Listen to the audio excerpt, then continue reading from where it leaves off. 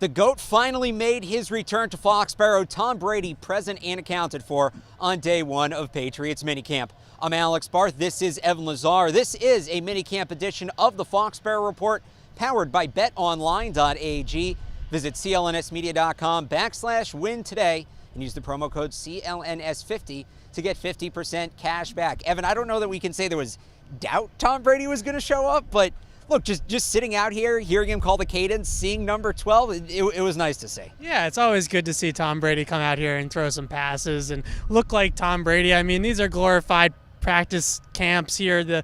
Basically just passing camps is what I would call them. There's no contact, there's no real pass rush, but we saw Tom Brady complete some passes. I thought it was notable that he worked a lot with N'Keal Harry out here today, had a few little side sessions with a couple of guys, James White, N'Keal Harry among them, so that was good to see as well. You know, I think we were all kind of waiting to see him throw to Harry, and that was kind of the biggest thing. He did that today, completed most of his passes. He did kind of the normal practice routine for Tom Brady. He's still good, folks. That's the important thing. Confirmed, still good. All right, well, now I can finally sleep at night again. Yeah. I want to ask you about N'Keal Harry because there's a lot of build up to that. How are the two of them going to look together? What did you notice? Take us inside the in-depth look when Brady and Harry were thrown together, both in the side sessions, the one-on-ones, and when there was a cornerback there or some defense. I think the biggest thing is that they are so detail-oriented here in Foxborough that every single little mistake that N'Keal Harry makes, it's come on back and do it the right way. And they were working in that side session. They were just running a simple curl route. And Josh McDaniels kind of picked up on a little thing, a little false step that N'Keal had,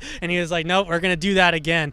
The attention to detail, and I think bringing him along in that respect is something that Brady, I think, kind of brings out even more when he gets here. It's really go time. And N'Keal said there's no pressure, there's no kind of added bonuses or anything like that of Brady being out here, other than the fact that the two of them can kind of just start to build that chemistry. But he basically said that, it's not like when Brady gets here, all the bright lights are on now, got to show out. It's pretty much more of the same, but it's always good to have number 12. Well, the thing he mentioned about the bright lights, do you think the private workouts at Brady's house last week helped with that? He really downplayed it when he was asked about it here today. He basically said, good workout. We caught some passes. We ran around a little bit. It was always fun. I think he felt a little bit more in the club, so to speak, that he got invited to Brady's manor and with Edelman and everything.